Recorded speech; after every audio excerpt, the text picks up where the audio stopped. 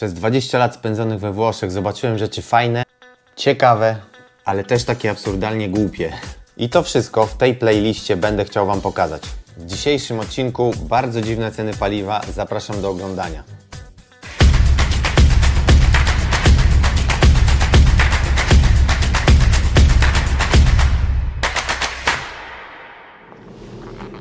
Była stacja benzynowa.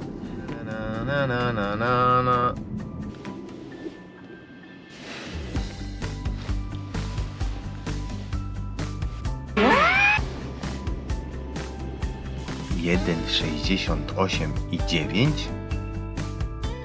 benzyna 1,73,9, 1,68,9, bezołowiowa 1,73,9. Co tu jest grane? No właśnie, dlaczego we Włoszech wszystkie ceny paliw, tak jak tutaj widzicie z tyłu za mną, podawane są w tysięcznych, czyli 3 cyfry po przecinku, skoro wszystkie inne ceny są, że tak powiem, normalne? Pralka 499, makaron 1,69, woda gazowana 35 centów, płyn do pukania 3,29.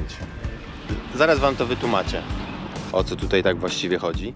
Żeby to zrobić, musimy cofnąć się wstecz. 1 styczeń 2002 roku oficjalnie euro wchodzi do obiegu. Przez pierwsze 2 miesiące jest używane razem z włoską lirą. Od 1 marca tego samego roku definitywnie euro zastępuje starą walutę. Aż do tamtej daty Włosi używali bardzo szerokiego zakresu cen, ale żeby Wam to lepiej zobrazować, przygotowałem sobie pomoc naukową. Ceny przed wejściem euro. Kawa 1200 lirów. Pizza margherita 5000 lirów. Zwykła pensja pracownicza 1 100 000 lirów. Nowy Fiat Seicento 14,5 miliona lirów. Mieszkanie około 250 milionów lirów. I właśnie z powodu tak bardzo zróżnicowanych cen, bardzo wysokich cyfr, rząd włoski zdecydował się używać tysięcznych do określenia dokładnych cen paliwa. Przynajmniej to jest pierwsza i oficjalna wersja. Drugi, nieoficjalnie, jest następujący. Stano przy tysięcznych, dlatego że koszt wymiany wszystkich liczników na stacjach paliw byłby po prostu bardzo wysoki. Ja osobiście w tą drugą wersję nie wierzę. Idźmy dalej. Tutaj przygotowałem sobie kolejną pomoc naukową, żeby lepiej to zobrazować. Patrząc na cenę za litr paliwa, ile on właściwie kosztuje? To jest dobre pytanie. Słuchajcie, czy ten litr w tym wypadku kosztuje 1,73 euro? Nic z tych rzeczy. Oni sobie wymyślili następującą rzecz. Wygląda to tak.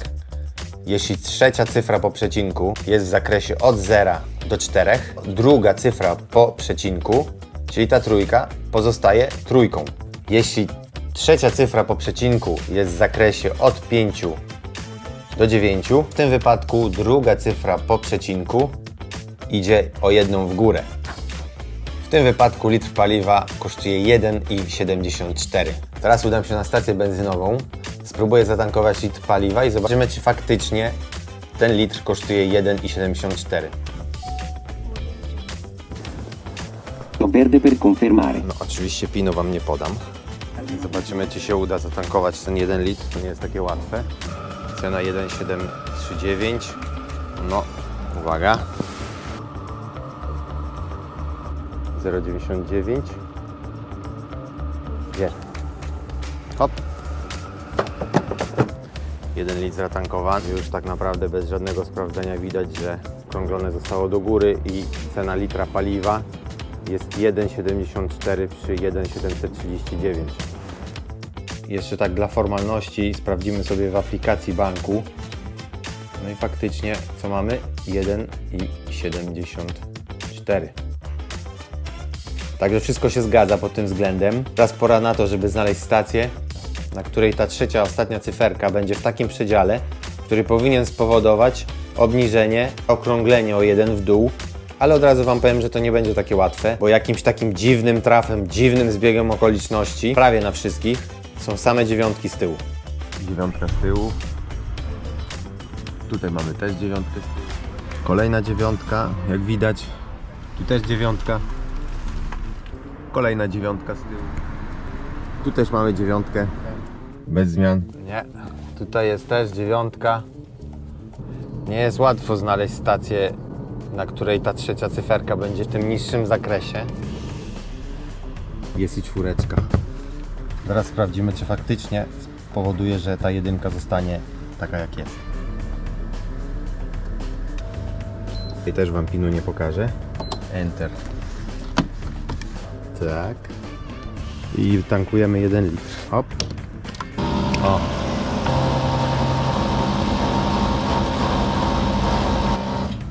Dobra, 1 litr zatankowany. Czyli tak faktycznie powinno być. Jeszcze dla pewności sprawdzę w aplikacji bankowej, tak jak to zrobiłem wcześniej, czy faktycznie jest 1,81. No i jest 1,81. Ta 1, tak jak miała zostać, tak została. Nie zaokrągliło do góry. Wszystko się zgadza. Ok, teraz jeśli będziecie tankować podczas wakacji, to będziecie wiedzieli, skąd te ceny i jak to działa. Ale zanim zakończymy dzisiejszy film, jeszcze jedną malutką rzecz Wam pokażę. Według mnie te 3 cyferki to jest takie małe oszustwo. Być może Wy, oglądając, też do tego doszliście. Wydaje mi się, że to jest takie polskie, może być bez grosika. Ktoś zatankował za 63 euro. Teraz jak sobie weźmiemy kalkulator i policzymy 63 euro dzielić na 1,81 i wychodzi mi 34,80 zamiast 34,73. To jest kolejny przykład, zobaczcie. 1,739 weszło 28,75 litra. Jeśli ja bym sobie to zrobił w ten sposób, że 50 euro podzielić na 1,73, zlikwidowałbym tą 9 ostatnią, nie weszłoby mi 28,75, tylko weszłoby 28,90. Tak, oczywiście macie rację, to są śladowe ilości czas tankowania pojedynczego samochodu, w moim przypadku, ale pamiętajcie o tym, że te śladowe ilości należy pomnożyć przez dziesiątki, setki tankowań pojedynczego samochodu, a to z kolei, uwaga, trzeba pomnożyć przez 39, prawie 40 milionów zarejestrowanych pojazdów w całych Włoszech. I tutaj te śladowe ilości już wcale takie małe nie są. Na dzisiaj to tyle. Zapraszam Was do kolejnego odcinka. A o czym on będzie, tego Wam nie zdradzę. Zapraszam do darmowej subskrypcji, tego nie może zabraknąć. Widzimy się następnym razem.